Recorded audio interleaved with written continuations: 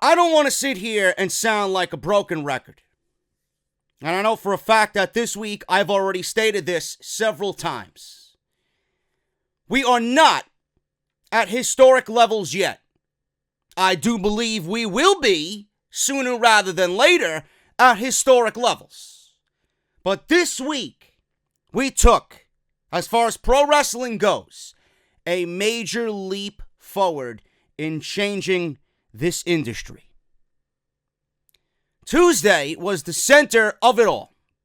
Pro wrestling was the #1 trending topic on social media because of what happened in Jacksonville, Florida. Jacksonville was the center of the pro wrestling universe. AEW, All Elite Wrestling. It's all everybody was talking about. Merchandise was being sold on Pro Wrestling Tees, big fan rally, press conference, hashtags all over the place. Everybody gathered together at the same time to witness what could very well be the biggest moment since the death of WCW. I went over literally everything I possibly could up until this point about AEW. There are still people in and around the community that aren't believing the hype, which I don't understand why at this point you're not. This is a serious issue. This is a great thing. You need to start warming up to it now. I've waited for a day like this to come for fucking years. And it's not because I want to go and abandon WWE, because I want to find something else to fill the content calendar with. Do you want to know why I want AEW to succeed? Because the WWE has not been the same since WCW went out of business. WWE has been operating with zero competition. And what drives someone to be better? The fact that there's someone else doing the same exact thing as you, but better. Do you think Vince McMahon? Do you think WWE wants to be second best? Do you think they want second place? No, they don't. Right now, they're operating because, or the way that they are operating is because they have no competition. They don't have anyone to drive them to be better than what they are. Now, believe it or not, I don't know how that is. You can look at what's happening at Full Sail University with NXT and the takeovers that blow everyone away.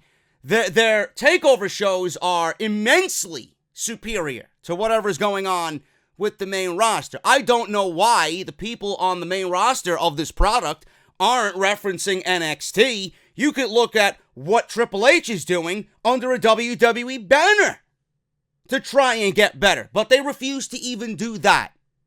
So it took Cody and the Young Bucks and everybody in their camp to seek out the Khan family to open up a whole new promotion, and now WWE wants to get things together. Now they want to start implementing change, or what we hope is change. You see, I don't understand, for this one reason only, why people want AEW to fail, or if they get started up there anticipating its failure.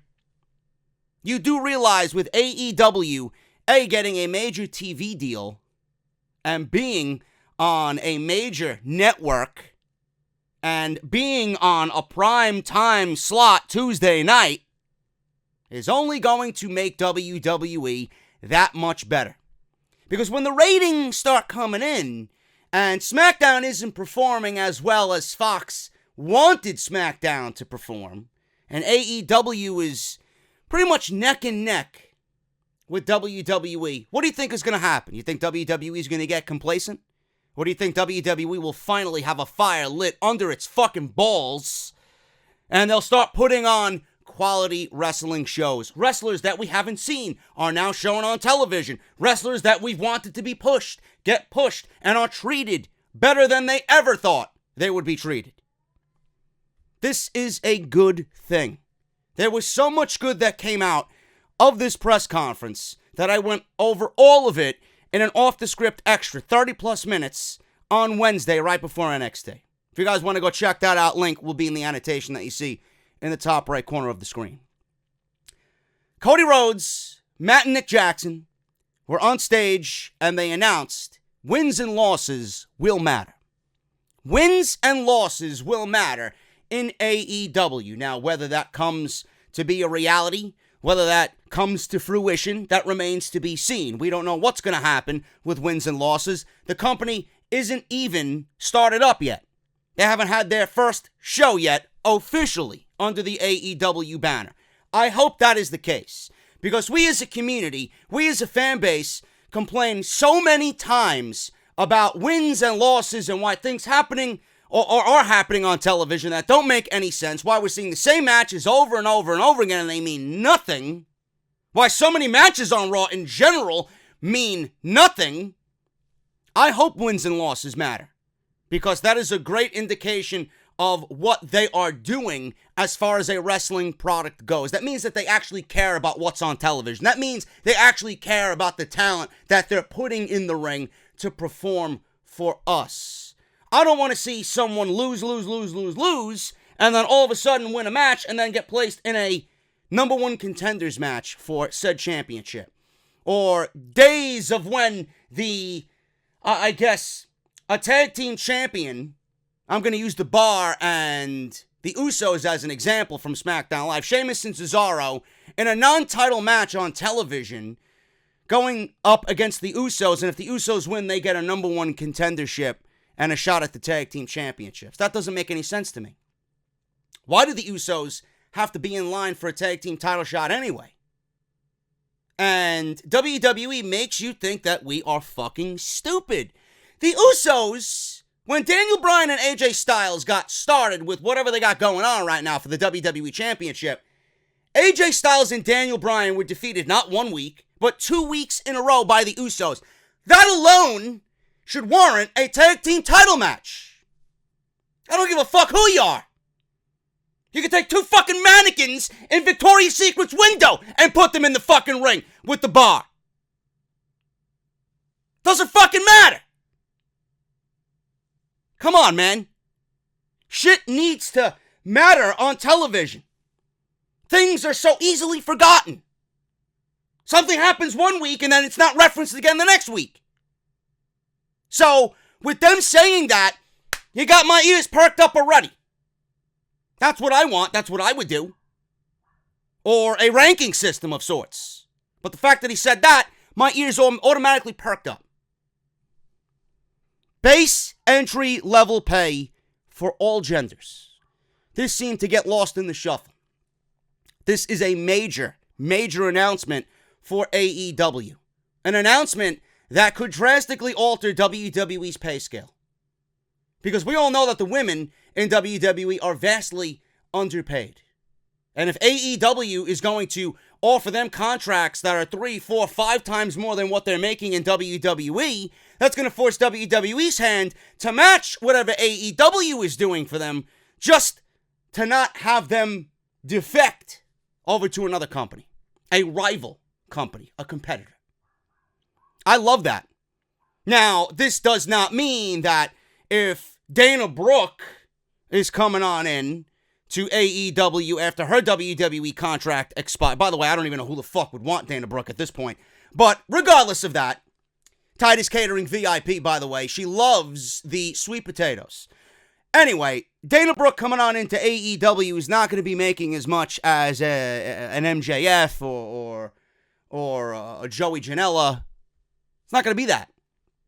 It's about what you bring to the table. You're going to come on in and you are going to make a base entry level salary just like everybody else that is on your same wavelength.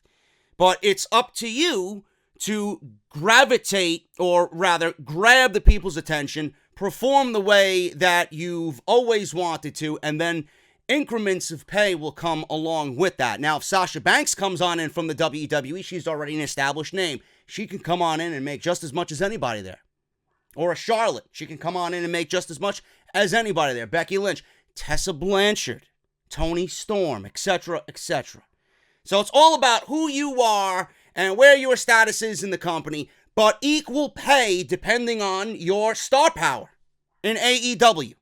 If that doesn't rock WWE to its foundations, I don't know what will. That's a great move. And that is something that they are actively going to explore in AEW. The other thing that they're exploring is health insurance. It's been brought up. Tony Khan has mentioned it. Health insurance would be an absolute fucking knife in the back to WWE, because we all know the wrestlers in WWE do not have health insurance.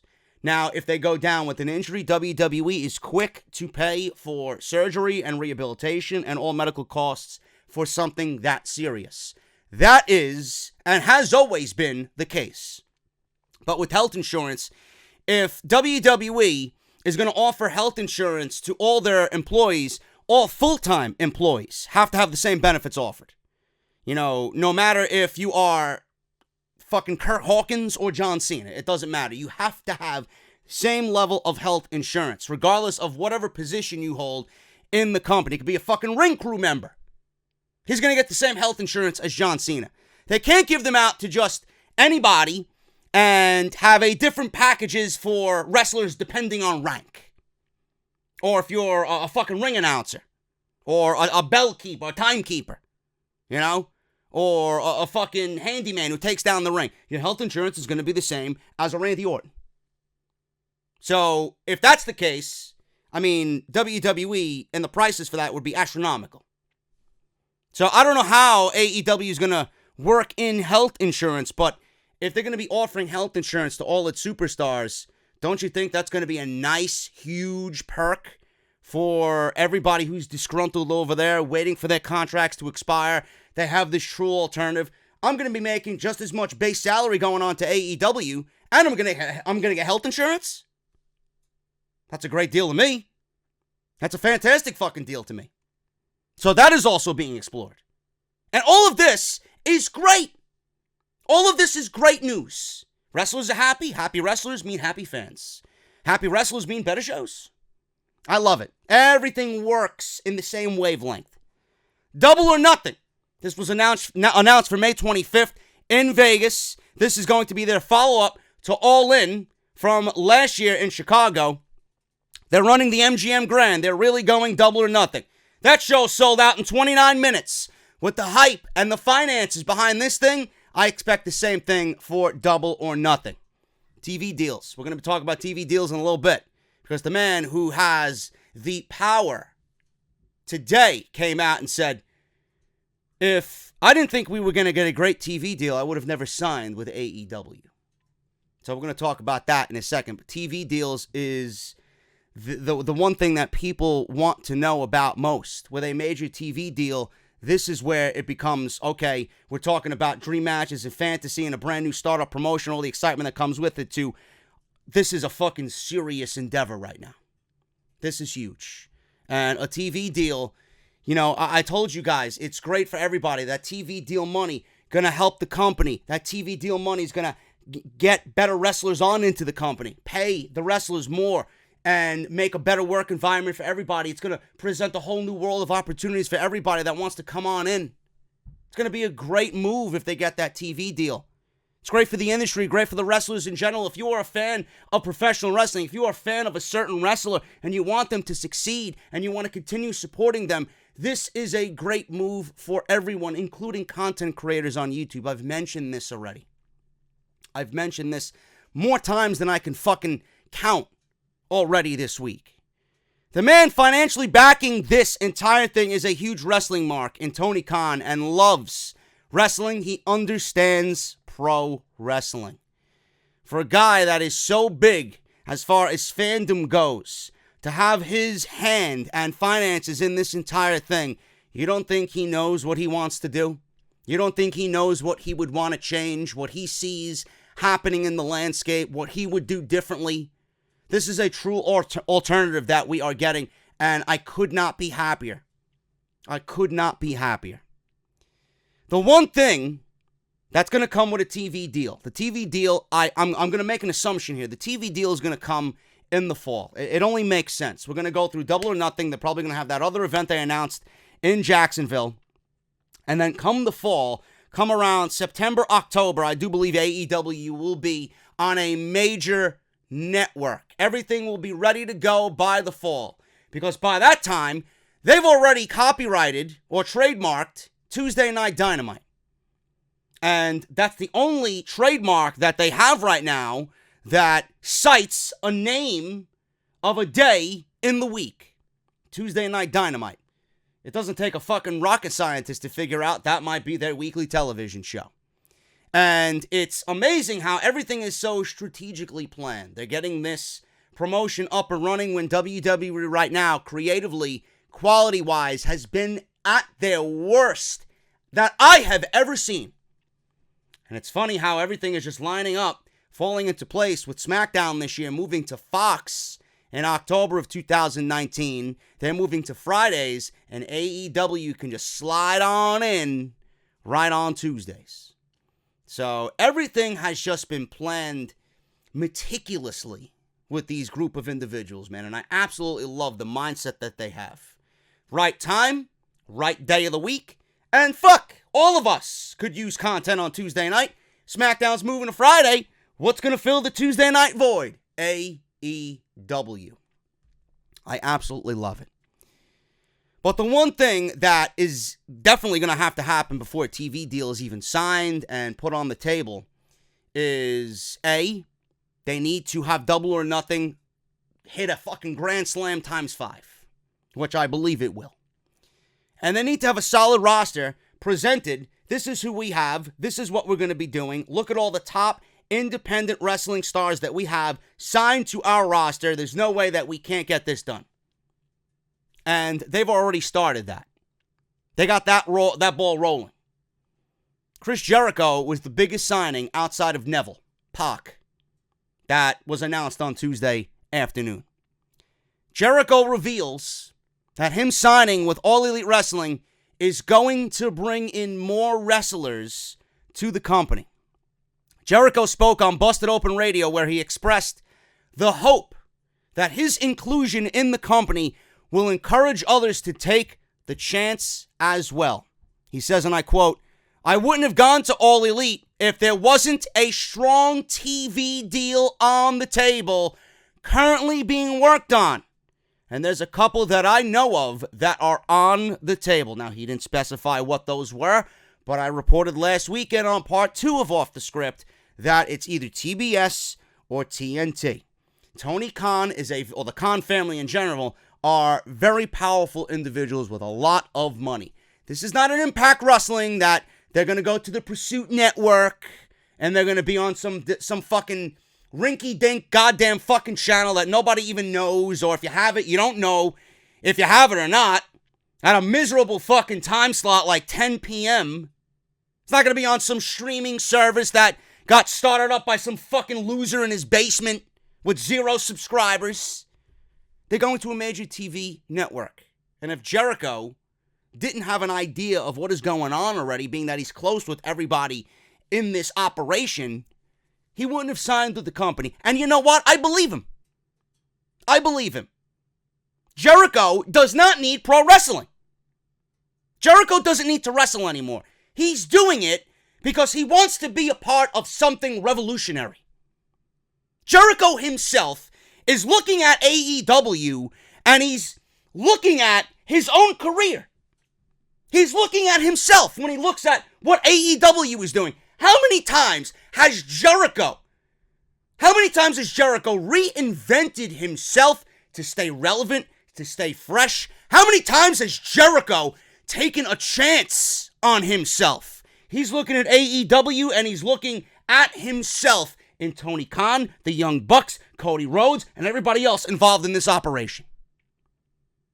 They're taking a chance, a major chance, not just financially, but creatively, everywhere, every which way. And Jericho's looking at this. This reminds me of me. I'm looking at this and it's like a fucking look back at my career. He's reinvented himself every single fucking time. He's gone away, come back under a new persona.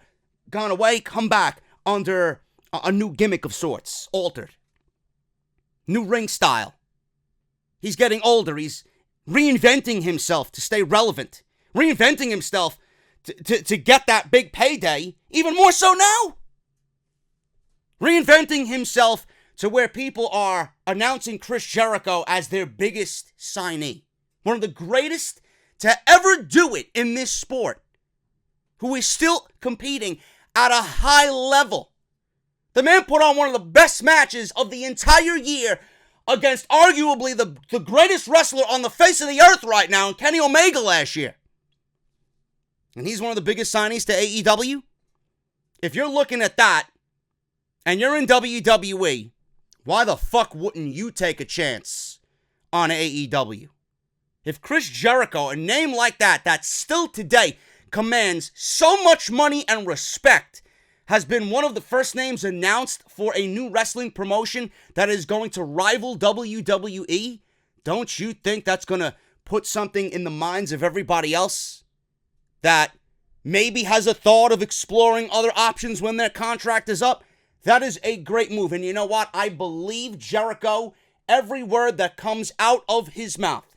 He doesn't need it. He's the most busiest man in all of wrestling. Working New Japan. He's got a podcast, got a band. He's got a fucking cruise. The guy never sleeps. The guy never sleeps. Does he need pro wrestling? Does he need the money? He even said it jokingly.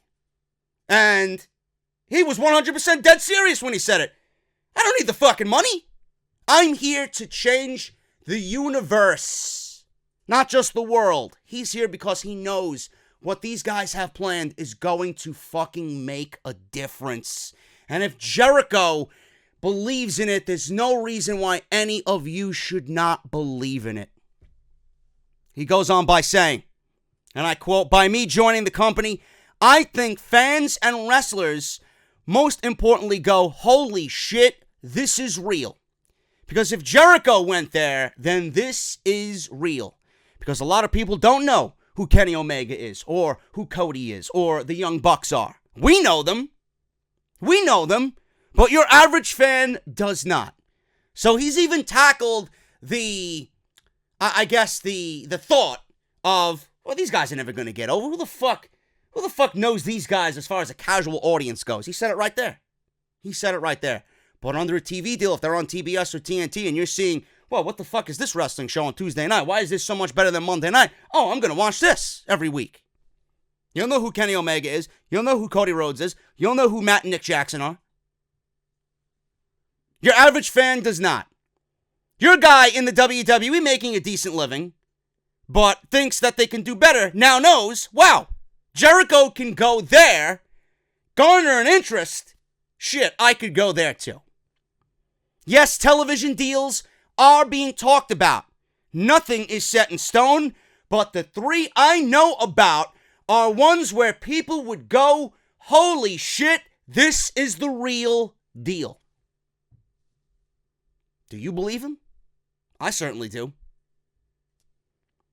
Now, Jericho, you know, whether you love Jericho or you hate Jericho, he may have come off to you as a prick, the way he is very cocky and conceited, but that does not mean I don't believe anything that's coming out of his mouth. He knows how big of a get he is for AEW. Everybody else knows how big of a get he is for AEW. And I honestly believe if Jericho went, if Pac went, if come February 1st, Kenny Omega is announced for All Elite Wrestling, and he turned down all the money that Vince McMahon reportedly offered him to join WWE and signs with All Elite Wrestling, what do you think that is going to do even more so after Jericho and Neville have already signed? If Kenny is turning down all that money to take what will probably be less than what WWE offered him, but he's going to get a lighter schedule, creative freedom, and he can still master the art and entertain everyone through his art, his vision of what professional wrestling is, and he's not going to be handcuffed and told not to do a certain something, or you can't do that, or you can't do this, so you got to change the one-wing angel because Killian Dane has it. You got to take out the V-trigger from your moveset because Seth Rollins has it. He's not going to be told any of that. It's not going to be told anywhere close to that. If that is the top of your roster, I don't know who, if you're a wrestling fan, isn't saying, holy shit, this is the real deal. Now, everyone needs to calm down about AEW failing. I don't know how many times I could tell you or what I have to describe to you how good this is. AEW being successful is something that is in everyone's best interests. Everybody. Now, this isn't going to be direct competition for WWE. WWE isn't going to fold and go out of business like some of these fucking idiots are saying. No, this is not. And I mentioned this right out of the gate when the announcement was made on New Year's. Their first mistake, their gravest mistake, would to rival WWE and directly compete with WWE. No, that's not what you do. Impact did that, and they failed. And they were never the same after that. Now, a lot of people are looking at Impact Wrestling. Well, they brought in Jeff Hardy and Kurt Angle and Sting and Booker T and Hulk Hogan and all these other fucking big-name guys from WWE, and they didn't even come close to beating WWE. That was their problem. That was the problem. You got some rinky-dink fucking promotion, no matter how good the matches are, competing against WWE. You didn't give me consistency up until that point under that regime. That's why you failed. You thought, oh, look at who we got. We can compete. No, you can't. No, you can't. No matter how bad Monday Night Raw is, AEW will not compete with Monday Night Raw. I'm being real. I'm being real. AEW needs to do their own thing, build a fan base, build consistency, and then there could be talk of maybe taking down a Monday Night Raw, putting on a better show than Monday Night Raw. Don't let WWE or beating WWE get into your mind and cloud your judgment. I don't need that to happen for anybody here in this operation. Do your own thing, present professional wrestling like you intend to present professional wrestling, and give me a quality show that not only you, but the fans can be proud of. The more you do that, the more people will come. It's just like running a YouTube channel. If you're going to sit here and upload a video a week, that's not consistent. People don't want that. People will remember you and then quickly forget about you. You can't do that. But if you constantly present yourself in the same manner, 7 days a week in and week out, people are going to see how hard you work. People are going to see the effort. People are going to see the consistency. And people are going to want to sit there and watch you. They're going to respect your hustle. They're going to respect the quality of your product. They're going to watch you grow, flourish, and they're going to be with you through it all, through the bads, through the goods. Consistency is key. That goes with anything in life. You got to be consistent. You can't do something half-assed and then expect people to come on over. And you can't directly compete with Vince McMahon because it's not going to be good. It never was good for anybody else. It put WCW out of business. They tried. And then internally they fucked everything up. TNA tried it. Forget about it. 1 week in, 1 week out. And everybody else. WWE is on the ropes right now. They've just received a blow worthy of Mike Tyson right now with this fucking announcement of AEW. They're on the ropes reeling. They're about to go down for the 10 count. Don't do anything that's going to allow WWE to get back up. Don't. Do what you got to do and keep them reeling on the ropes. They are watching you. You don't need to be watching them. And if they are watching you, you've already won half the battle. Believe me. Believe me. Now, speaking of Vince McMahon, Jericho revealed a conversation that he had with Vince McMahon about All Elite Wrestling. He said this same thing on Busted Open. I had a private conversation with Vince McMahon, and he revealed everything to Bully Ray on Busted Open. He says, and I quote, "A lot of that stuff is private, but I did have a very peaceful conversation with him. He knew what I was doing. It wasn't a surprise. I didn't just show up in Jacksonville and that was it. The bottom line is the Khan family isn't messing around. They want to go at this, and you know they have a lot of money and they have a lot of capital. The Khan family also knows about sports. It's not just sports entertainment, but that will change with time. They understand how to run a sports team and all that goes with it." Jericho also said that they understand the glitz and the glamour of running a sporting organization. They were very adamant about working with Jericho, and Y2J admitted that he didn't believe them at first. Eventually, the Khan family and the Elite were motivated enough to convince Jericho to make the jump and sign with AEW. Jericho did say he's not sure how Vince McMahon feels about it now that the contract is signed, but their last conversation was very civil.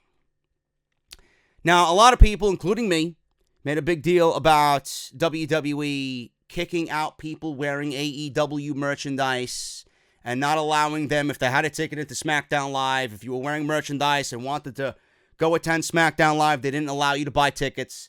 There was fan videos all over Twitter. I personally had subs of mine come to me via DM telling me that they were in talk with people who were kicked out of SmackDown Live and that this was a real story. You know, Pro Wrestling Sheet reported on it. Sean Ross Sapp reported on it, and he said, and I quote, "This is a real story. It did really happen," for those wondering if it was nothing more than a mere rumor. This did happen. And WWE came out and denied all these allegations, but there's fan videos, plenty of them, on social media. Some of them may have been rowdy. Some of them may have been kicked out, just causing a scene, which I don't blame WWE for kicking out those fucking people. Those people are good to nobody.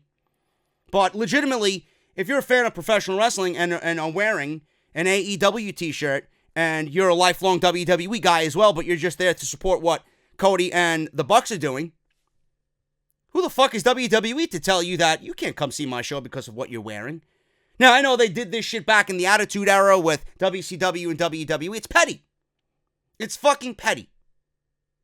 And I believe everybody that came out and testified that they were kicked out of SmackDown Live. Does it matter to anybody? Probably not, but it's fucked up. It's fucked up. And what did I just tell you? WWE is on the ropes reeling after a nice Mike Tyson fucking right hand. They're reeling. They are afraid. And they're doing everything they can to stop the bleeding. Everything. This is the same fucking company that fired Jimmy Jacobs for taking a picture with the Elite. You don't think they'd kick out one of their own fans from attending SmackDown Live? Give me a fucking break. It's wrong. It's a lawsuit waiting to happen. Cody Rhodes even said Jacksonville is a soft market for pro wrestling. Why are you kicking out anybody who wants to come watch professional wrestling in this market? It was a soft market when I was with the WWE, he says. In a post-match, or not a post-match, a post-press conference interview. And it's a soft market now. So I don't understand why there's so much animosity. They took Jericho off the WWE shop with his t-shirts, which is understandable. He's now with a rival promotion. They took him out of the intro to Raw and SmackDown, which I guess is understandable. But it kind of goes against their then, now, and forever. Jericho is a part of WWE forever. Whether Vince wants to take him out of the intro or not. Whether Vince wants to exile him or not. So their then, now, and forever bullshit is nothing but hypocrisy. In my eyes, Jericho is part of some of the greatest matches that company will ever fucking see. He is one of the greatest that company has ever employed. Then, now, and forever, I guess now doesn't really mean anything to WWE because of what he went on and did with AEW. They even took his alumni page off of WWE.com. He's not part of the active roster. They got alum from everybody that's no longer with the company. They removed Jericho's alum, apparently. I'm not sure if this is true or not, but this is what I was told. Or what was reported. Now, they may have added him back, being that it is alumni page. It would make no sense for him to be removed from the alumni page. He is a WWE alum. All I'm telling you is that this is a big deal. This is a huge deal for pro wrestling. It's good for the wrestlers. It's good for the fans. And it's going to be good for WWE. WWE operated the best it ever did when WCW was pushing their shit in. They had a liar lit. A liar. Yes, Vince is a liar. They had a fire lit under their ass. And they produced quality content. Not every week was great, but the majority of their shows were positive, and the negatives were very far and few between. This is what I want. If this is going to spark WWE to finally start doing what is right, not only for the sake of the product, but for the fucking fans. Jesus Christ, this is the greatest thing that could have ever happened. And how things just come full circle, man. After all these years, WWE's been operating as the lone soldier in this war. I'm not going to say immediately it's going to be a war, but man, competition is the greatest thing that could ever happen between anything.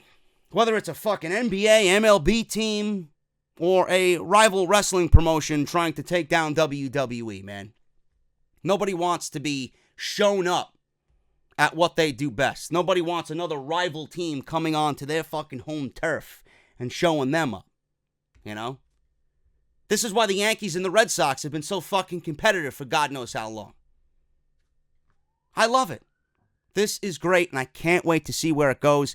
And Chris Jericho, I believe every word that he says. He's there because he knows what's going on. And if Jericho knows the inside scoop on TV deals and him being there is going to help bring roster member after roster member after roster member and bolster that roster to a point where it's going to be holy shit for the fans. I'm not sitting here doubting him, man, and neither should you. You should be welcoming this with open arms and not looking back. We've asked for this. For how long? How many years have we complained about a stale WWE product? If this is the thing that's going to change them, thank God, because we all know for a fact, no matter how many fucking times Vince McMahon says it, change is coming, new era, new faces, new matchups, new direction, bullshit. Believe it or not, you know, WWE wants to change, right? They want to change for the fans because they're not doing a good job. They've came out on their own show on Monday night and stated that we're not doing our job correctly.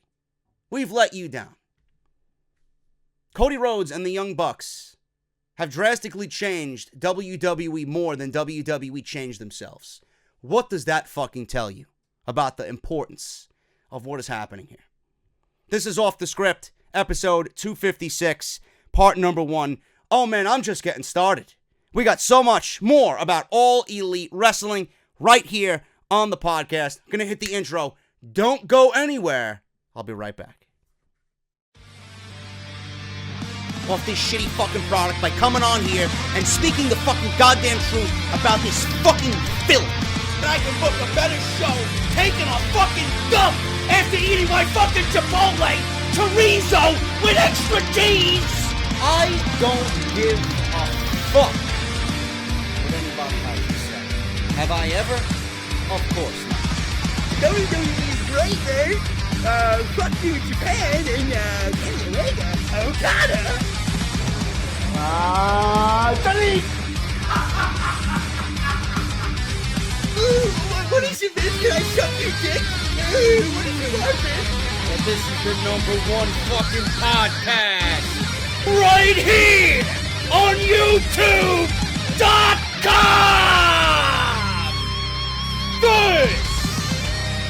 This is Off the Script. Ladies and gentlemen, being excited about this, as far as I'm concerned, is an understatement. I cited every reason up until this point with various videos about why I'm excited about it, and I'm only going to grow in excitement with AEW, man. This entire video, I have been so ingrained in everything that is AEW, man. I got so much fucking news coming at you today, you don't want to go anywhere, man. If this is something that you are serious about, you don't want to go anywhere. I got it all covered for you today in this podcast, Off the Script, episode 256. This is part number 1 to start your weekend off, man. We got NXT TakeOver UK tomorrow night. Or tomorrow afternoon, rather. Nighttime to those folk over there, my fine UK folk. But here in the States, 2 p.m., I'll have a review for you guys. It's going to be another busy weekend, so don't go anywhere. Hit that subscribe button if you have not done so already, man. You don't want to miss anything that I have coming up. It's been a busy week. If you guys missed anything that I have already uploaded, Monday Night Raw was complete fucking garbage. Another dumpster fire from Vince McMahon and his goons. So if you guys want to go check that review out, link is in the annotation, as well as SmackDown Live. I give you my reasons every which way that I possibly can about Becky Lynch, Charlotte, and Carmella on Tuesday night, and why Becky Lynch won that match and is now the number one contender for the SmackDown Live Women's Championship. Gets a one-on-one match with Asuka at the Royal Rumble. I don't think that Becky's going to win the title, but stranger things have happened with these fucking clowns. I talk about that, and then Wednesday, man, take my fucking money. I'll give you everything I got right now. Johnny Gargano versus Ricochet for NXT TakeOver Phoenix. Holy shit. That's all I have to say about that. Holy shit, man. Unreal. Being that this is some of my most viewed shit during the week, man, I want to make some announcements here. I will be in Orlando. Yes, this month I will be in Orlando for 2 days. I am flying in on Tuesday afternoon. I will be flying home on Thursday afternoon.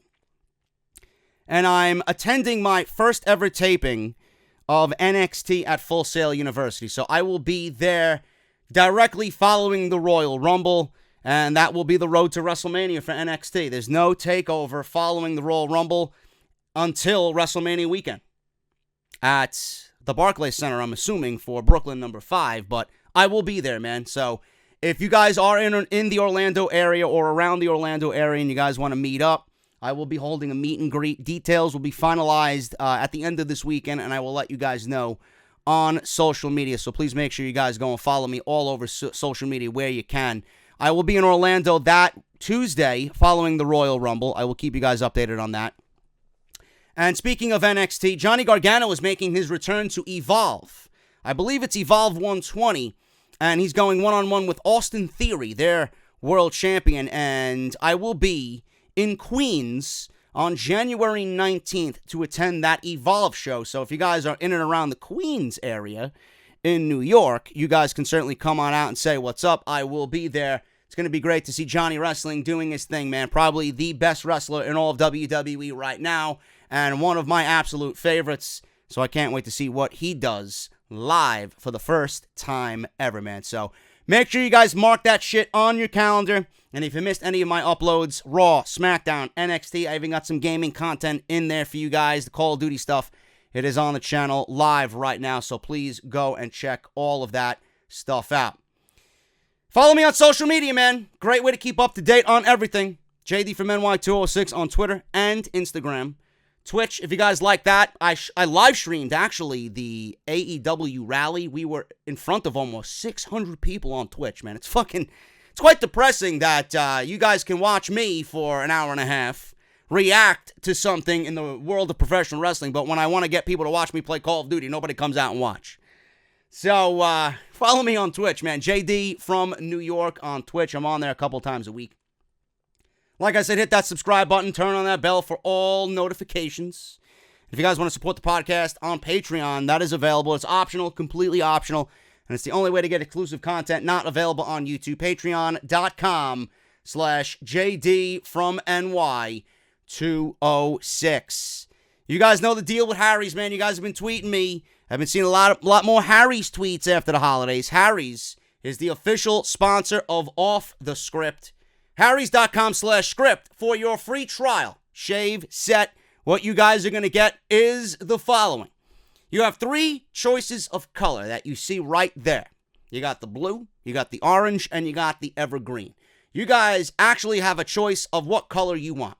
You're going to get a handle, color of your choice. You're going to get a razor blade. This is the smoothest blade I have ever used, man. Harry's, they employ 600 individuals, chemists, scientists, people who deal with fucking steel and metal their entire lives to finally create one of the best blades you will ever use and put to your face, man. You're going to get a razor blade. You're going to get a generous 2-ounce bottle of their shave gel.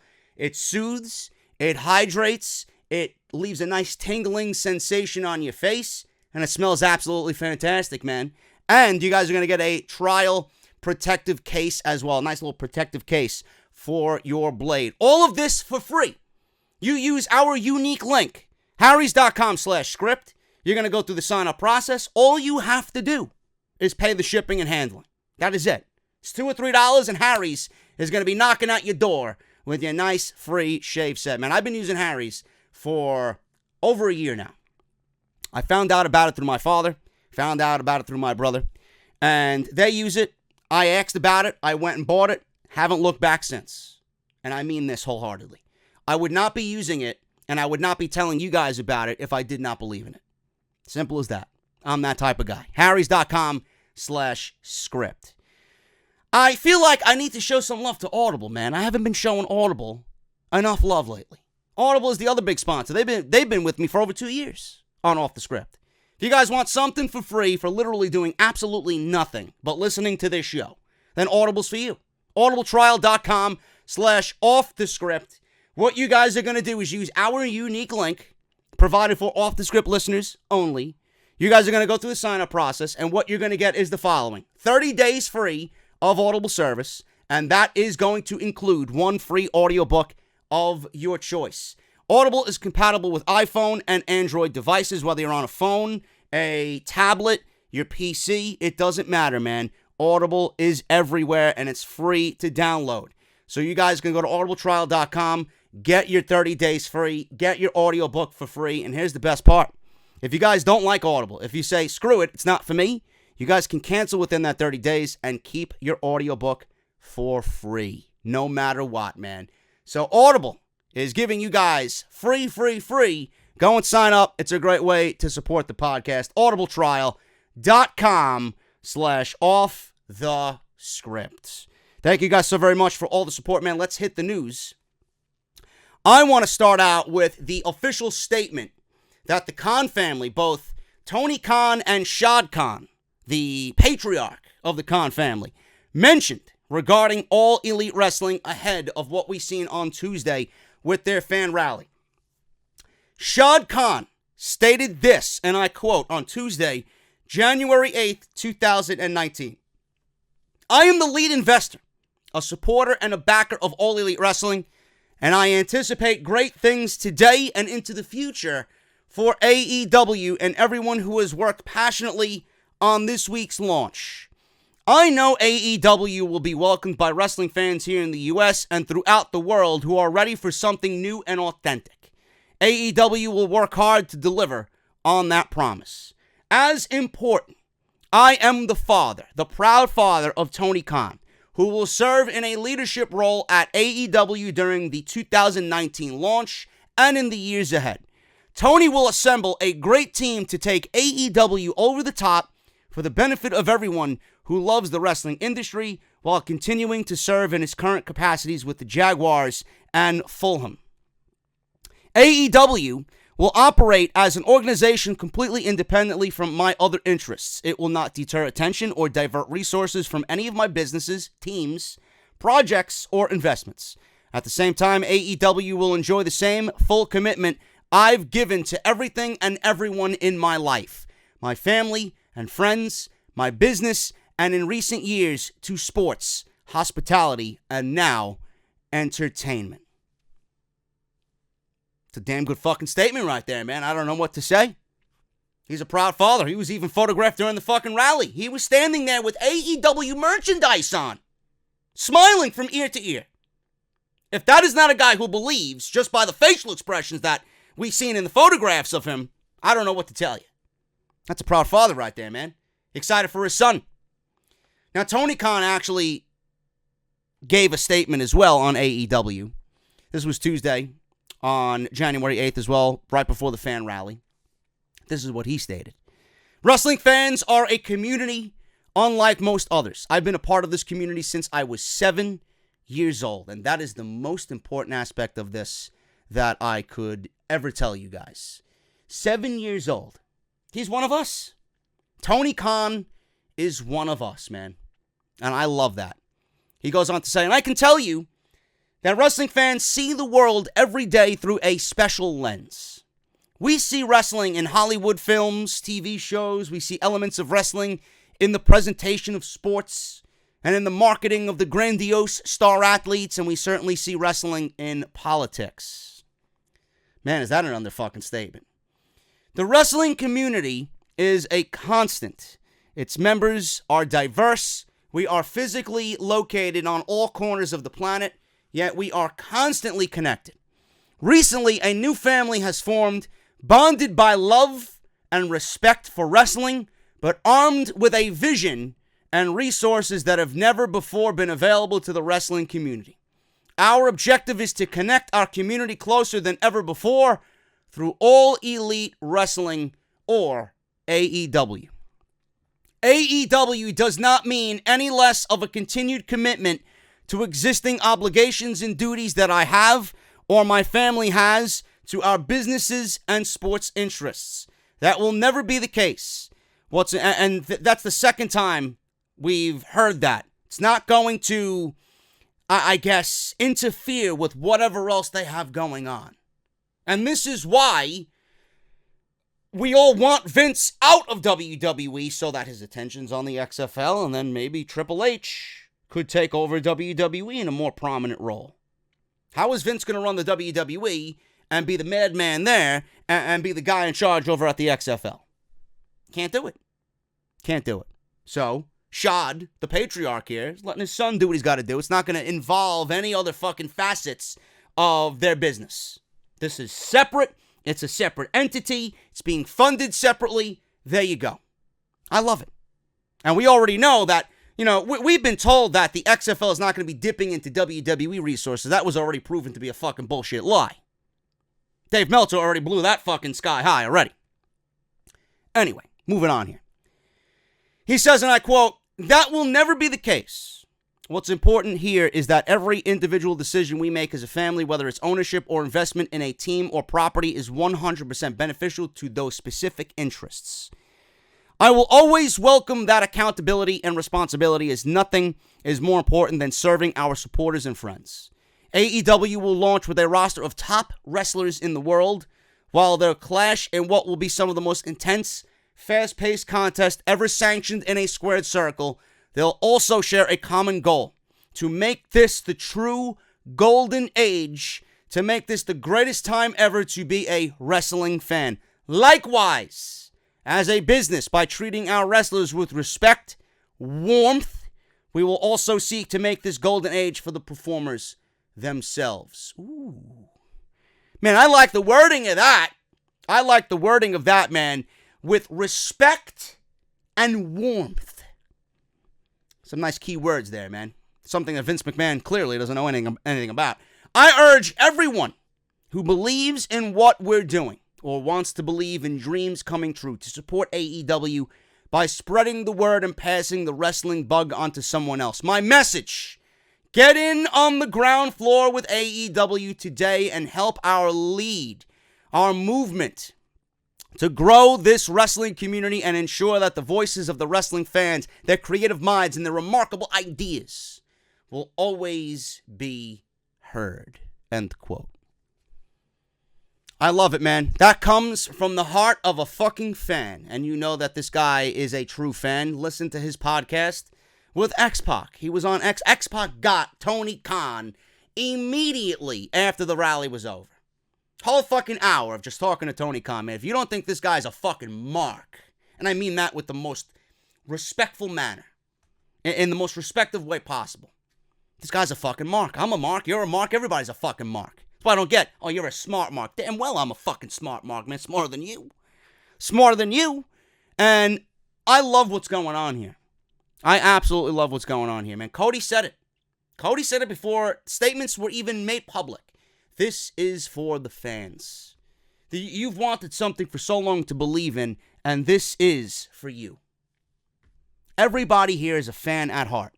That's the main difference between this and WWE. The people who run this love professional wrestling. I'm not saying that there can't be entertainment. It's going to come with what is a priority. Wrestling is a priority. Everything that the Khan family stated here is a priority. The entertainment will come with everything else. That is going to follow. But the difference between this and WWE is these people love professional wrestling. The people who run WWE, Vince McMahon doesn't love professional wrestling. Kevin Dunn doesn't love professional wrestling. Everybody that sits at the right hand of Vince McMahon does not love professional wrestling. And that is clear as day by what we watch on TV. They don't respect the fans. They don't respect what we feel, what we want to see, who we want to see. They don't give a shit. And it may be unfair of me to say that about everybody else. That might be untrue. But the one guy who's in charge doesn't feel the same way that these people feel. He hates it. He hates everything going on with this business, and he's just honing in on trying to kill everything because he wants to be the only game in town. His legacy is, to him, what he wants to be, what is known as professional wrestling. And everybody else is doing everything they can to stop that because it's not right. It's not pro wrestling. It's Vince McMahon's mind, and Vince McMahon is the one man who's completely out of touch with everything that's gone on in the last 3, 4, 5 years in professional wrestling. He's not in touch. I mean, Triple H even stated that Vince McMahon doesn't even watch NXT. Nobody on the main roster. I reported it a couple of weeks ago that there are people in the company who are employed that don't even watch NXT. People on the main roster don't even watch NXT. How is that even a thing? They're building the future of the business of the WWE, and you don't monitor what's going on in NXT? I don't know how that is. That's so wrong on so many levels.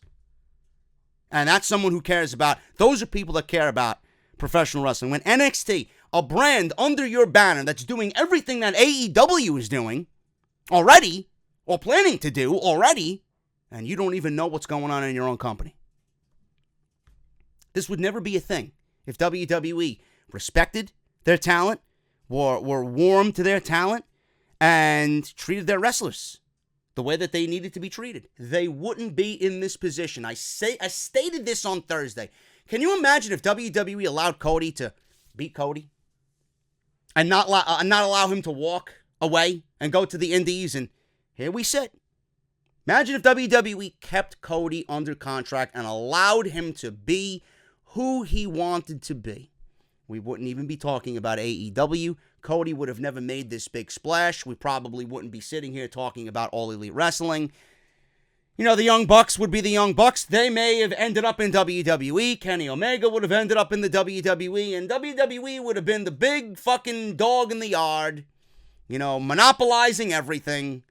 And we wouldn't be sitting here today, craving an alternative, thirsty for something new and fresh, while WWE continued to get stale ever since Cody left.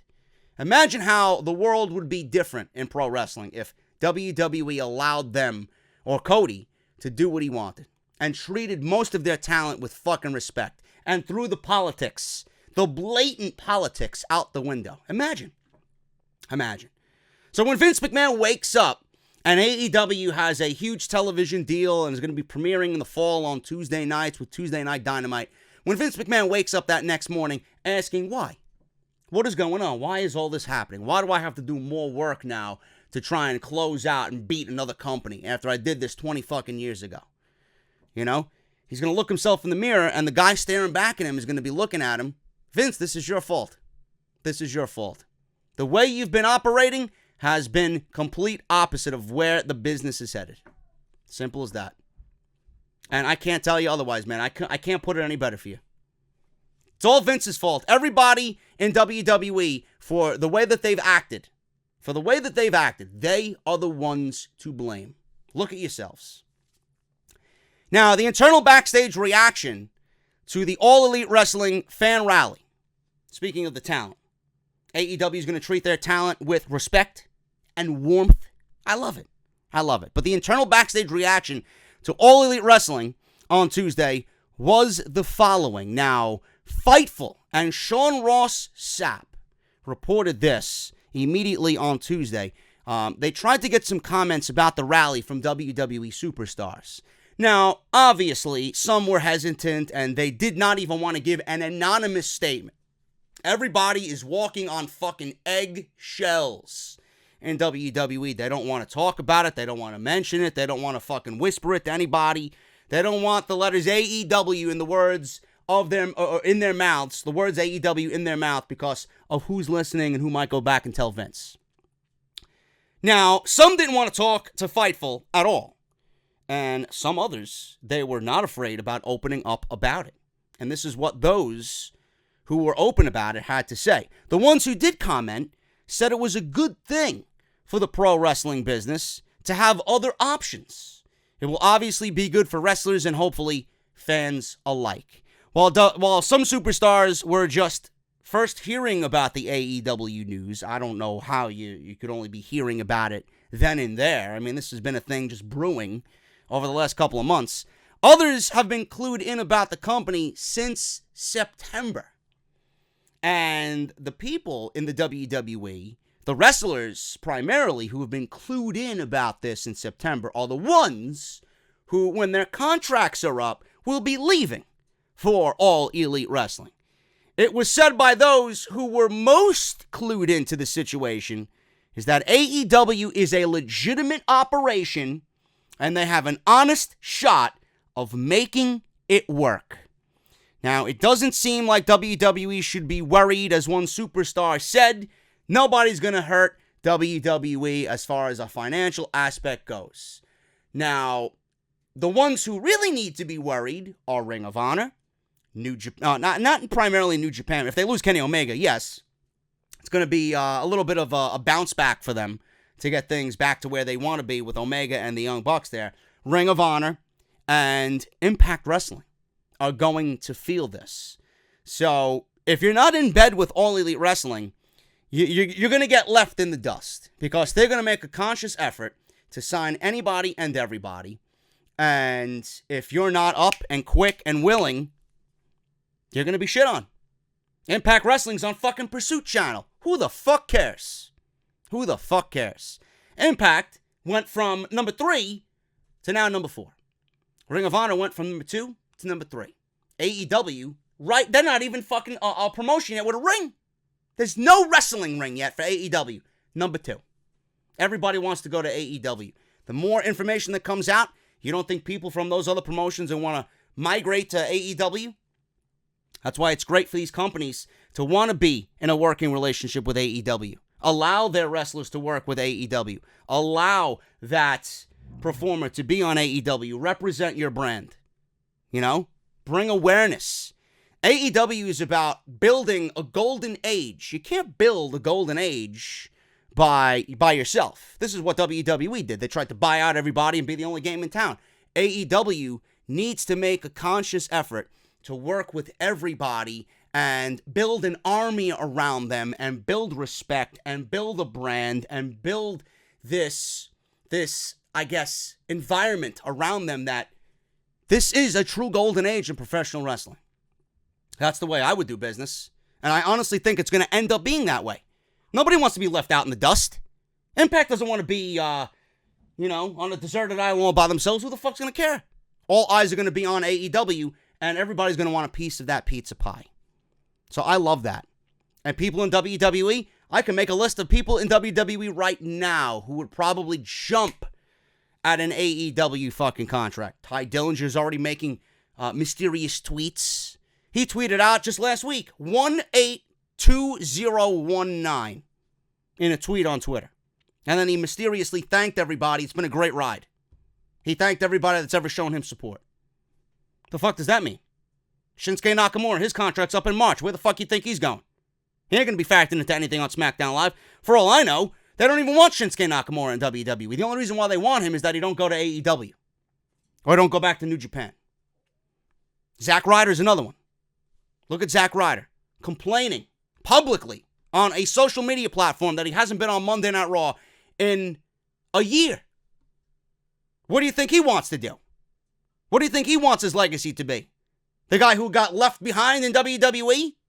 The guy who grabbed the brass ring and then they buried him anyway? Or you want to go to AEW and make a fucking name for yourself working with the world's best? Tyler Breeze, Fandango, Apollo Crews, Finn Balor, The Club. Andrade Cien Almas was reported about being unhappy in WWE. What AEW wouldn't give to get him on their roster. Almas versus Pentagon? Almas versus Omega? I don't know, man. WWE superstars right now are thirsty as fuck to get in on AEW. It's gonna be one of those situations where the wrestlers now have the leverage. The wrestlers now have the leverage with another competitor in the States that's going to pay just like WWE would. Wins and losses matter. Wrestlers are going to be treated with respect and warmth. Equal pay for women in AEW at an entry-level base. Health insurance. Man, if you ain't on AEW's team right now, I don't know what to fucking tell you.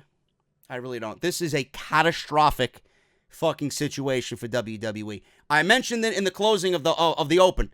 WWE is promising a new era. Nothing's changed and nothing will change. WWE is going to be forced to change, not because they want to, but because they have to. Cody Rhodes and the Young Bucks have changed WWE without even walking into Titan Tower. Go figure. Change the world? They're going to change the world, or at least attempt to, and they're changing WWE without even ever being an employee. The Bucks of WWE. It's fucking great, man. I love it. Absolutely love it. What I don't want to see is this next story. Tony Khan did address in that podcast with X-Pac that he did have conversations with Bill Goldberg. Now, Goldberg was rumored to be one of AEW's first signings. Miraculously, Bill Goldberg was all of a sudden following AEW on Twitter.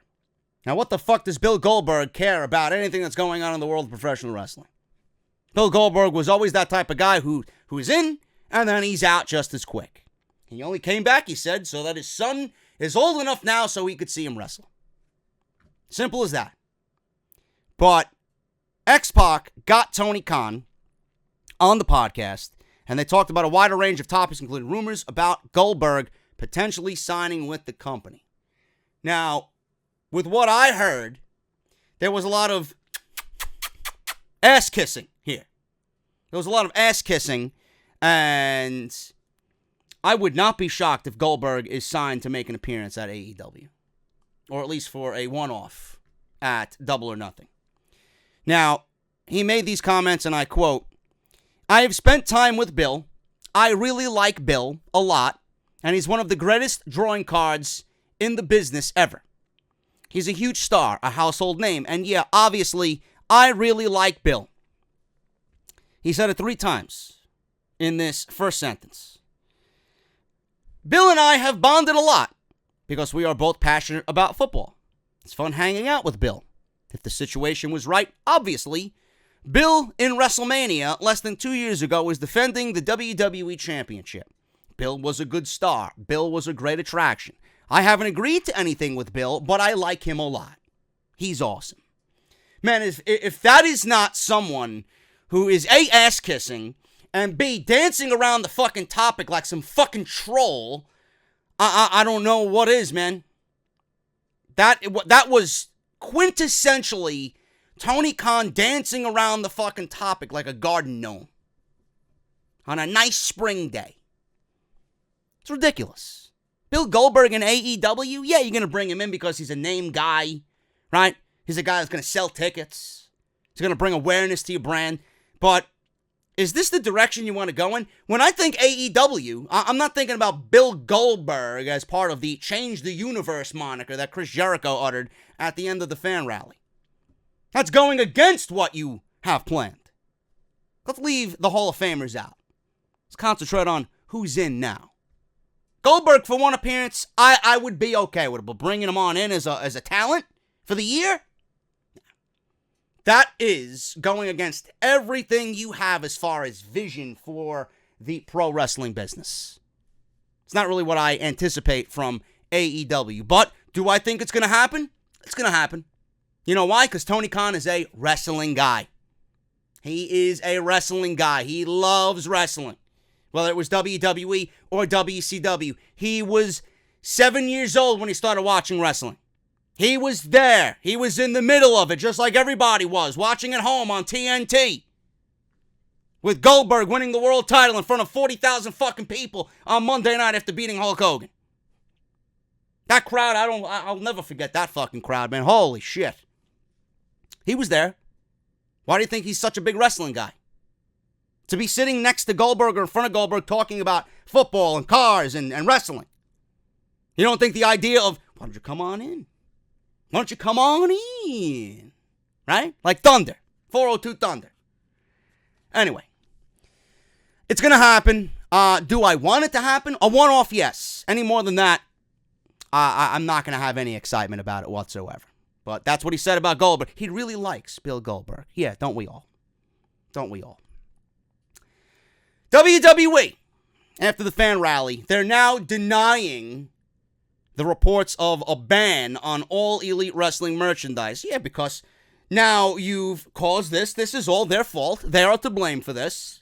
And I'm sure whoever was in charge on Tuesday night, it came from a higher directive, ban all Elite merchandise. I guarantee you, if it was not Vince McMahon, it was someone right underneath Vince McMahon. Don't let them in. Don't let them in. Fuck these guys. You know, fireworks going off minutes away. We're all seeing it. We're all hearing it. Fuck them. Fuck them. I don't want any AEW merchandise on TV. Now, the only reason why I was even skeptical about this report is because, you know how many times we've seen Bullet Club merchandise on WWE TV? You see more Bullet Club merchandise on WWE TV than WWE merchandise.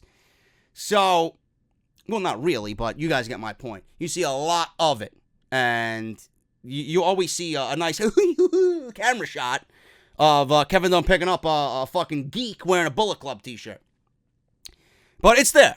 So if they didn't ban those guys, why would they ban AEW merch? I guess it was just in the heat of the moment type deal. But it did happen. I had people directly slip into my DMs telling me, I just talked to people who were banned and got kicked out of the arena. Or weren't allowed in after having a ticket already. But WWE later retracted this, and it was reported by Sean Ross Sapp of Fightful. It was reported by Ryan Satin of Pro Wrestling Sheet, that fucking pussy. WWE isn't owning up to these reports at all, even though there's physical evidence of it. A rep for WWE claims that there was no such directive telling security to not allow people in All Elite Wrestling merch to enter the building, despite a video existing, several videos existing, of security confirming they weren't allowing fans in with AEW merch. End quote. That was from Pro Wrestling Sheet.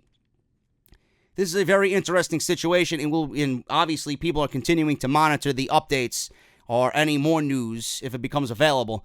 WWE might need to stop thinking of AEW as just another indie wrestling company soon enough, because they will have the roster talent to compete with WWE sooner rather than later, and a TV deal sooner rather than later, and we could be in another ratings war for pro wrestling. Whether it's Tuesday against Friday or Tuesday against Monday, people are going to be keeping an eye out for it, and people are going to be comparing the two. Quality-wise, ratings-wise, roster-wise, it's gonna be... It's not intentfully going to be a war, but the fans are going to make it a war. And that's what I hate. You know, it's not a war. Can't we all enjoy everything? I'm going to watch AEW. I'm going to watch WWE. I'm going to watch Lucha Underground if it ever comes back for season 5, right? I'm going to watch an MLW show here and there on YouTube. I'm going to watch an Impact pay-per-view if I can here and there. Why can't we all just enjoy professional wrestling? Why is it going to be a war? The only aspect of it, again, I'm going to mention it again because it's the most important aspect out of everything. If it lights a fire on the WWE's ass, this is the best thing that could have ever fucking happened. They're lighting it for them. Because WWE certainly wasn't fucking lighting that shit. Good. Speaking of roster, the one big name that we're all waiting to hear about is Kenny Omega. Kenny Omega is the one free agent that New Japan wants to re-sign with the company. Apparently, New Japan doesn't want Kenny Omega to go anywhere. They badly do not want to lose Kenny Omega. Now, Dave Meltzer provided details this week on Wrestling Observer Live. He says, and I quote, simple, New Japan does not want to lose Kenny Omega badly, Meltzer said on Wrestling Observer Live. He goes on to say, I think, again, this is exceedingly educated speculation that things will change in this relationship. The idea as of Saturday was that New Japan was going to work with Ring of Honor. They were not going to work with AEW. They were going to work with Ring of Honor instead because there is, I guess, a mutual respect there and a loyalty there. And New Japan, I would assume, are a very loyal company. Ring of Honor, I guess, didn't really want the Young Bucks and Cody and those guys on the Madison Square Garden show. There's kind of a weird situation there.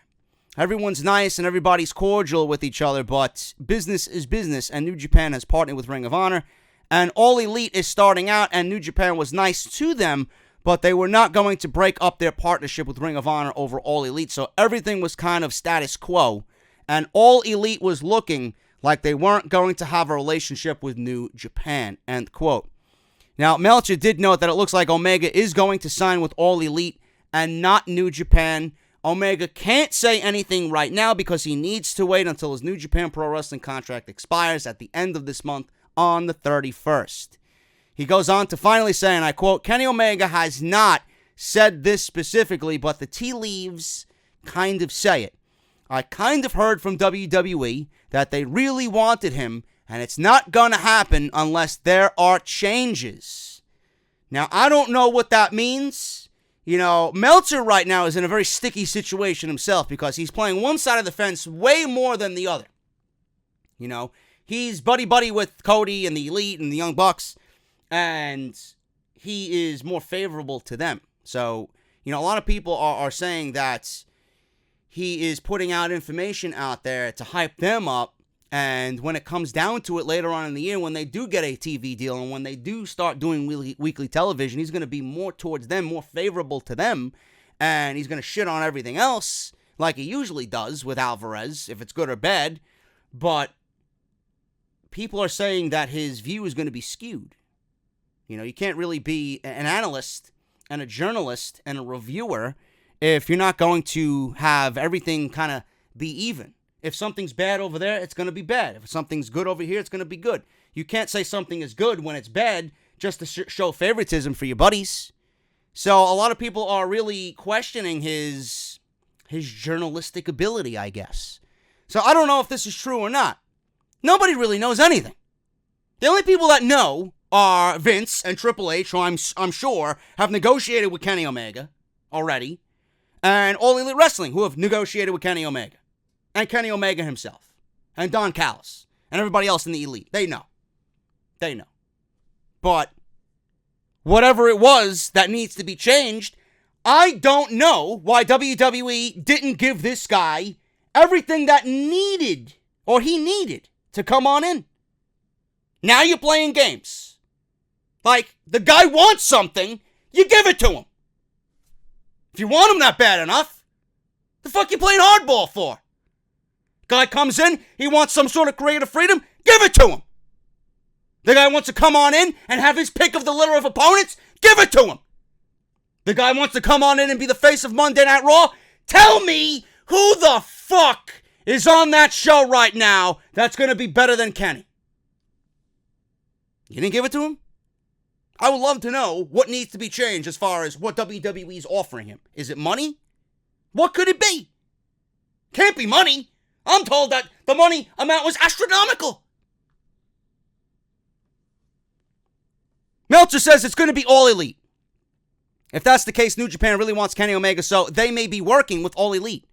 I don't know how it's all going to come down, but it definitely went from the idea that they may work with All Elite at some point to now I think it got a very good shot of happening, but there is still a lot of barriers, and it's a very complicated issue. New Japan really wants Kenny Omega, and they really want, or wanted, Chris Jericho. Yeah, but the thing with Chris Jericho is, I don't see All Elite binding people to exclusive contracts. That's going to make unhappy wrestlers. They're going to treat their wrestlers with respect and warmth. Jericho is going to be allowed to work New Japan. Jericho is going to be allowed to do his cruises. Jericho is going to be allowed to do anything else in any other promotion as long as it's not in the United States. Meaning that if you are another major promotion with a TV deal in North America, you aren't going to work for them. Simple. You could do your cruise, you could do New Japan, you could go show up in Madison Square Garden, you could go challenge for the New Japan Heavyweight Championship. Fine. Do whatever you want. Can't go to WWE. Can't work WWE. Can't show up at Double or Nothing and then show up at SummerSlam. Can't do it. So they're going to allow Jericho to do whatever he wants. And honestly, I would not be shocked if Kenny wants to work New Japan, but is mostly exclusive to All Elite. Because what Kenny wants, you got to think realistically. Kenny's 35 years old. If he goes to WWE, he's going to be on the road 300 days a year. His body is, I don't want to say breaking down, but, Kenny, at 35 years old, working an All Elite schedule with 50 dates compared to a fucking 300 date calendar with WWE, I think he's going to be adding longevity to his career, and his body's going to hold up a lot better, going to be a little bit more well-rested to give us, the fans, what we want as far as Kenny Omega goes. So if Kenny wants to work All Elite, and he wants to go compete at Wrestle Kingdom, or Dominion, or if he wants to enter himself in the G1, I'm making an assumption. I'm not saying that this is going to be true, or if it's happening. I am going to think that if Kenny wants to work wherever he wants, like Jericho, it's going to happen. Because why the fuck not? Why the fuck not? I would just be happy that Kenny Omega wants anything to do with my promotion. That's what's going to happen. And that's the best way to go about business with these two guys. Now, Hogan, yes, why am I mentioning Hulk Hogan here? I know.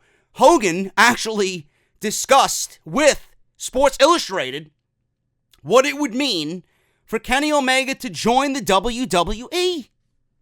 And I figured this was a great topic of discussion here if we're just talking about Kenny Omega. Now, this comes after Omega stated in an interview with Tokyo Sports that he was stepping away from New Japan.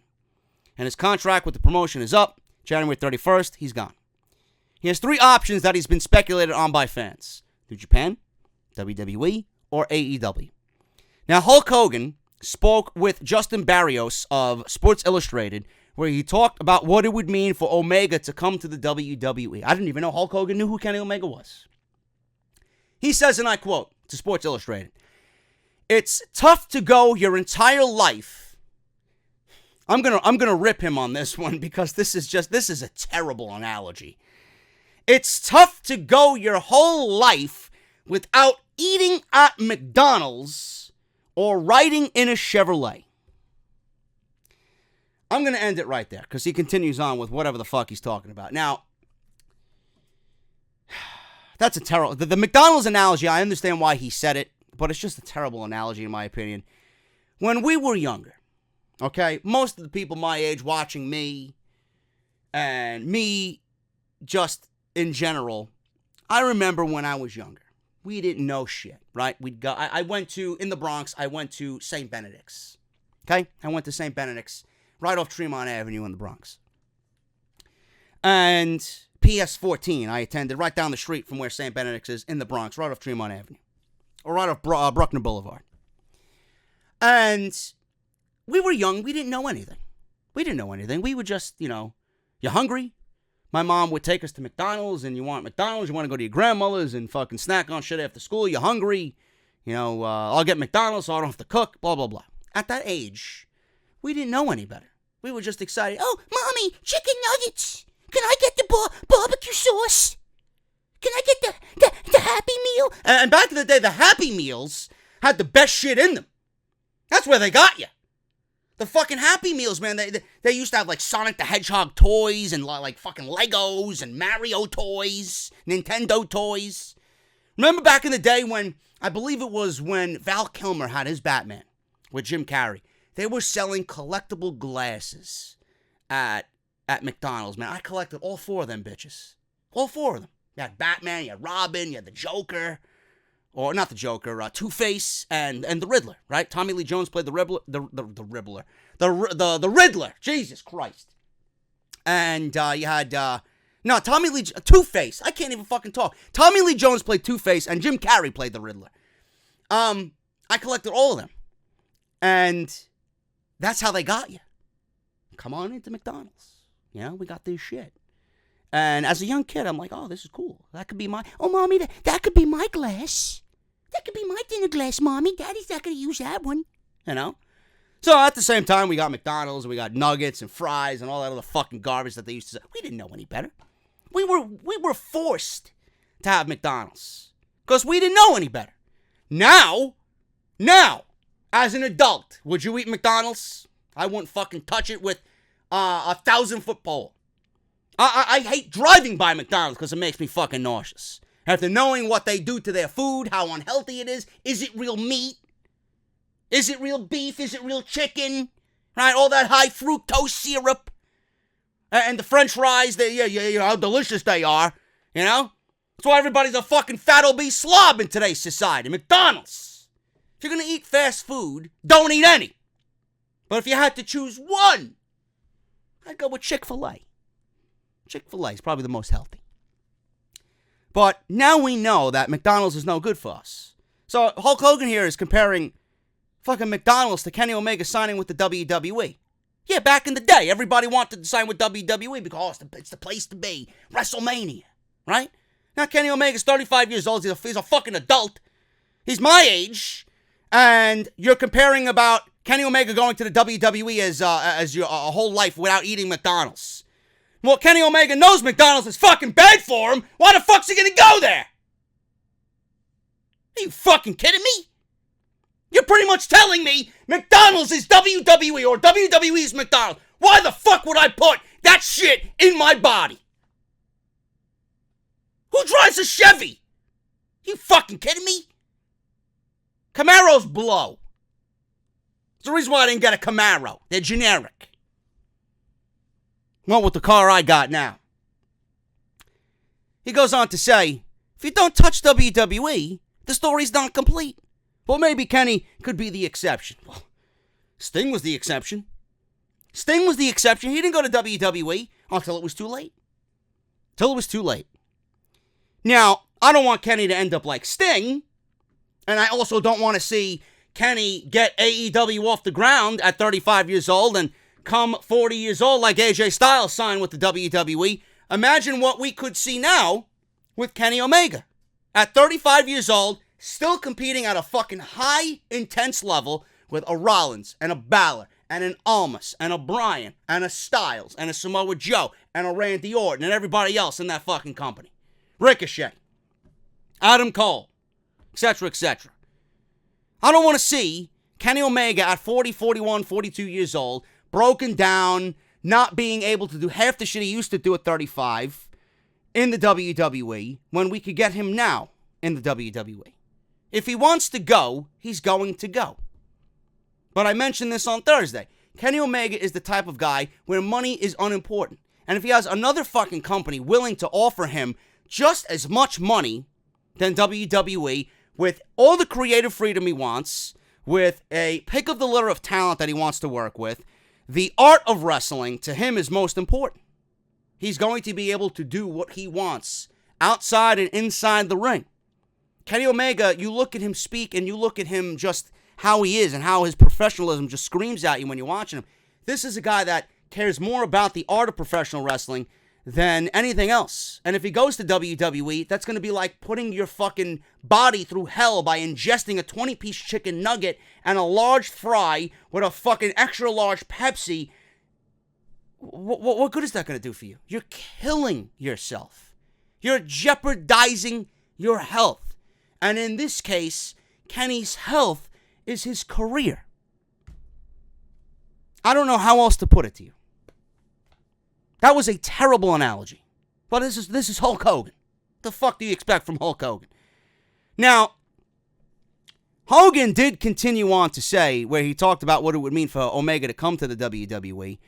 I fell in love with Japan in 1978. I was -4. Age. Me. Said the 65-year-old Hogan. Times were different back then. There were no cell phones or internet. There was no cross-promotion of social media platforms, and you couldn't watch my matches in Tokyo or Osaka like you can now. I wasn't married until December of 83. I was 1 year old. And I hadn't started a family yet, so in 78, I was over there running hard. I stand with what I say on Kenny Omega. I absolutely 100% agree he's going to All Elite Wrestling. And you look at Omega, the sport, the art is more important to him than whatever WWE is offering him. And it blows my mind how they did not offer this guy the fucking world to get him there. I guess they really didn't want him. And again, when he's over there competing against the Pentagons and the fucking Nevilles of the world and the Jerichos and everybody else that they're going to fucking eventually end up signing, right? Whose fault is it? When he's on Tuesday night as their world champion, and people are looking at Kenny Omega as the next biggest fucking thing and continues to be the next big thing in fucking pro wrestling, and WWE's like, whoop, there goes another one. Who's to blame? Vince is to blame. They better be careful, otherwise AJ Styles may be leaving for All Elite Wrestling. AJ Styles has new leverage in contract talks with WWE because of All Elite Wrestling. Dave Meltzer noted on the Wrestling Observer Radio Show, Wrestling Observer Live, that AEW is going to be talking to who they can. If they are in WWE, obviously their contracts will have to be completely up before they can do any of that. However, AJ Styles' current situation is a very interesting one. He says, and I quote, "I don't know whose contract is up. I don't know who AEW would be interested in signing. There's guys out there." Now, if you look at anyone on the WWE roster whose contract is up, who work for PWG or Ring of Honor, they probably know the Young Bucks. I think all of them, unless they became really top guys, and even then, I mean AJ Styles. Daniel Bryan signed a new contract in September, so he's not going anywhere. AJ Styles' deal is up pretty soon, and they know him. They're good friends with AJ, and it's really up to AJ, but it does give him, I will say this, AJ's got a hell of a lot of leverage right now because AJ's a key guy, and All Elite would offer him a great deal and an easier schedule for sure. Now, I don't understand, if they're willing to give AJ that and not Omega that, I don't understand why. See, this is where Meltzer's reporting just contradicts itself. I don't understand how WWE is going to offer AJ Styles an easier schedule, a lighter schedule, a Randy Orton schedule, a John Cena schedule, whatever fucking schedule you want to mimic. And then on top of that, extreme top dollar and all the perks that come along with it. How are they going to offer AJ Styles that and not Kenny Omega? I don't understand that logic and that contradiction there. So I don't know who to believe. I don't know who to believe. We may never know. We may never know what happens with Kenny Omega's contract. It may just be a fact that he really wants to change the world. He can't do that in WWE. I don't know. I really don't know. AJ, Meltzer noted, nobody has a better deal than AJ Styles right now when it comes to choosing between the two companies, except for maybe Kenny Omega. He later noted that if guys who were close with the Elite, like Adam Cole, let their contracts run out, then they might be very happy about that as well. It was said that WWE gave Daniel Bryan an easier schedule, which is how they were able to convince him to resign with the company. At AJ Styles' current state in his career, he wants an easier schedule too. But will he get it from WWE or AEW? I don't think AJ is going anywhere. I honestly think that he's staying with the WWE because WWE, you know, they've treated him so well, and I look at AJ and I feel like he's just a loyal guy.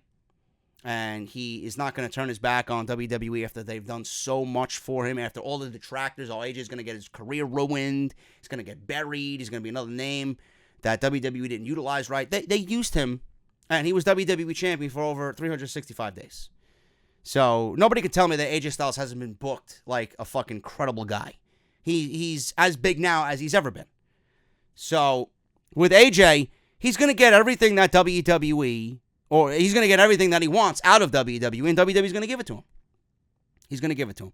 And I honestly feel like there's so much more in WWE for AJ Styles to do than if he went to All Elite. Yeah, you could wrestle Kenny. Yeah, you could wrestle Cody. And you could wrestle Pentagon if they get Pentagon and whoever else. But I honestly think that if AJ wants to stay with the WWE, stay with the WWE right now, don't go to All Elite until they have a certain foundation and a credibility and a consistency built. And if you want to then explore that, then that probably would be your best bet.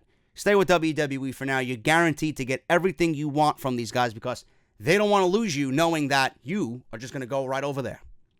So AJ has a leverage in his contract more so than anybody else, which, again, I have to reiterate, I don't know why WWE wouldn't do the same for Kenny Omega. I hope that they're not prioritizing one over the other. If they gave AJ, they should give Kenny. That's just me. Now, I did mention Ring of Honor and AEW New Japan decided to stay with Ring of Honor. This is what Dave Meltzer stated on this topic as of a couple of days ago. This was right after Wrestle Kingdom. All Elite was thinking about maybe Kenny Omega working for New Japan and All Elite. All Elite wanted to keep their talent working in New Japan. and wanted to partner with New Japan on events. That's not going to happen, at least for right now. Who knows what could happen in the future? That may have cost them Kenny Omega. New Japan. New Japan's decision is interesting because they have big plans to run more shows in the United States this year, and they plan on running the Tokyo Dome next year for Wrestle Kingdom for 2 nights in a row, starting January 4th and 5th. So you have to wonder how they plan on selling out their big shows without one of their biggest names in Omega. Omega is their biggest star outside of Japan, and losing him, Rhodes, Hangman, and the Young Bucks is a fucking catastrophic blow to New Japan. Meltzer then said New Japan can't go against Ring of Honor because they have a contract in place for Madison Square Garden, so perhaps after that, things may change, or maybe they won't. I don't know how long this New Japan Ring of Honor contract is for, but maybe New Japan is going to let this ride out, and then they'll join All Elite. Or maybe Ring of Honor gets in on this too, and everybody's a fucking happy family. I don't know. I don't even want to speculate. I don't want to speculate. I made mention of it before. I'm going to say it again. Everybody should be in bed with one another because that's the only way you're going to create a golden age in professional wrestling. It's not going to happen by you and you only. They have to be working with Ring of Honor. They have to be working with Impact. They have to be working with New Japan. It's the only way it's going to happen. And AEW is not going to compete with WWE 3, 4, 5, 6 years down the line by themselves. You're going to need help. Like every business, every individual that's ever gone into business for themselves, they need help. They will need help. And it's smart if Ring of Honor and New Japan, especially New Japan, who wants to break into the United States, is working with the second biggest promotion in the States. So that is that. Now, as far as money goes, how much money have the Elite put into funding All Elite Wrestling? Well, Meltzer talked about this. I told you I had a bunch of All Elite Wrestling news, man. Meltzer reported this and stated, no, the Elite did not invest any money. The Khan family is 100% financial backers. Unreal. Absolutely unreal. They are not spending a dime of their own money. Look at that. They have a big Jacksonville rally that happened on Tuesday. You guys know what happened there and all the developments that came out of that. Khan's money's on the line. The Young Bucks and Cody are safe. That is absolutely fucking phenomenal. Now, AEW, after the fan rally, they're going to start signing. Obviously, they got Kenny Omega on their mind and what he's going to decide to do, but they are scouring the globe for talent. They mentioned they got MJF, Maxwell Jacob Friedman, Joey Janela, Penelope Ford, Pac, a.k.a. Neville, Chris Jericho, SCU, Hangman Page, Cody, the Bucks, I'm sure are going to be competing as well. They are scouring the globe for top indie wrestlers, but one in particular for the female side of things, they are not going to be able to secure. Now, this was reported by Dave Meltzer, and he says, and I quote, I know that AEW is recruiting and trying to get women from all over. I know Viper was on their list. Viper, a.k.a. Piper Niven, I believe she was in the Mae Young Classic. Her contract is up, and she's probably going to WWE and not All Elite, so that's a get for the WWE. Everyone knows who the free agents are. WWE is trying to sign them all. All Elite is trying to sign them all. You've got Ring of Honor and New Japan. It's a great time to be a pro wrestler. End quote. Like I mentioned, Viper was a standout in the Mae Young Classic. She was probably one of my highlights of that entire Year 1 tournament. But WWE didn't sign her at the time. She carried on and continued to impress on the indies. Obviously, someone like Viper could benefit huge for AEW as a mainstay in their women's division. However, it seems like WWE could have already gotten to Viper and brought her on in, or is about to bring her on in. And to be honest with you, yeah, it's a great time to be a pro wrestler in today's market with AEW now being the next big game in town here in the United States. But I know Viper's best friend is Toni Storm. So I'm assuming that her, feeling is to go there and be with Toni on NXT or NXT UK or whatever they got going on, be with her best friend, and then possibly later on in her career visit something else. But I think that's the reason why she could probably be headed to WWE. WWE secured her, and then on top of that, her best friend is working for the company as well, so that can't hurt at all. Finally, guys, we're going to get the hell on out of here because I am about done. My voice is about fucking shot for this podcast. Another signing that did not happen for WWE this time around. They were unable to sign up and line up a contract for Juice Robinson. He re-signs with New Japan Pro Wrestling. This was reported by Dave Meltzer as well. Robinson, now a two-time IWGP United States champion following his Wrestle Kingdom win over Cody Rhodes. Dave Meltzer noted on the Wrestling Observer radio show how New Japan was able to sign Juice to another deal in spite of some WWE interest. Juice, he says, and I quote, Juice signed a 3-year deal with New Japan. That's another key guy there. WWE was not going to get him. He was not talking to WWE. I know that WWE was interested, but there was no talking as best I could tell. In fact, I know All Elite clearly wanted him as well, end quote. Now, Juice was able to find himself some massive success after leaving WWE, NXT, and just being a waste there. He entered New Japan. He got a better opportunity with the company, and he became a two-time IWGP United States champion, and he signed with New Japan for another 3 years, man. So he's got another 3 years to try and impress them and get even better. Which, honestly, Juice doesn't need to go back to WWE just because it's the thing to do now. You're U.S. champion in New Japan. Hone in on your craft. Continue to get better. Build your stock. Build your resume. And then if you want to, feelings change after 3 years. If your feeling changes that maybe I could go back there and impress some fucking people and prove them wrong, then do so. There's no reason to go back now. You got a good thing in New Japan. Clearly, you're doing the right thing. Continue on the right path. And then if that avenue presents itself 3-4 years down the line, then so be it. Then you make a decision then. There's no reason to be hasty. You're happy. You're healthy. You're finding success. There's no reason to change any of that for Juice Robinson. He signs a 3-year deal with New Japan Pro Wrestling. I'm getting out of here, guys. Holy shit. We got about an hour and 40 minutes in on this podcast. Jesus Christ. I am gone. My voice is shot. But we got part 2 coming, man. We got part 2 coming. Some stories for tomorrow. Will Fox Sports change SmackDown Live? It is still being talked about. And again, it's brought up this time in an article by PW Torch. Fox reportedly very positive that SmackDown will bring the big ratings to Friday night. Ronda Rousey wanted Sasha Banks at the Royal Rumble, and she alone has changed and revamped the match card for the Royal Rumble. Dean Ambrose, next challenger for the Intercontinental Championship.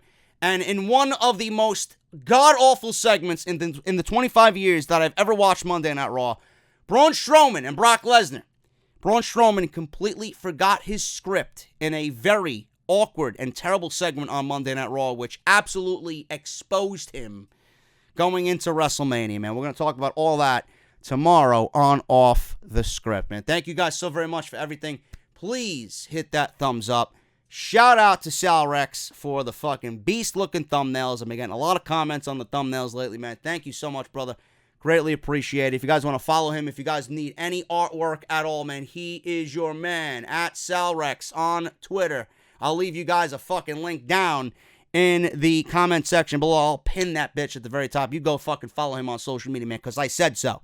All right? Follow at MikeWill87 as well. He's another one of my guys, another one of my artists, man. I utilize him for my pay-per-view layouts every single month. He's another talented guy. Go follow him. Any guys that I promote down in the comment section, I want you to go follow, man. They are quintessential necessities if you guys want to be a content creator here on YouTube. So thank you to both of them.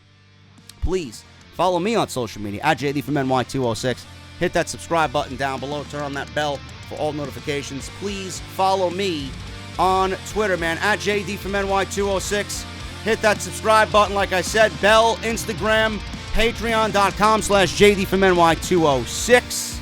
And you guys know the deal, man. Harrys.com/script. audibletrial.com/offthescript. And if you guys want to go get your t-shirts, man, I didn't promote the t-shirts today. We'll do that tomorrow. barbershopwindow.com/offthescript. Use code BSHOP10 for 10% off every single order. The official online store for Off the Script, man. Please hit that thumbs up, guys. Let's try for 2,000 thumbs up for this All Elite Wrestling Extravaganza today right here on Off the Script. Thank you so very much, and I'll see you guys right back here. Normal time for Off the Script 256, part number 2. I'll talk to you guys later.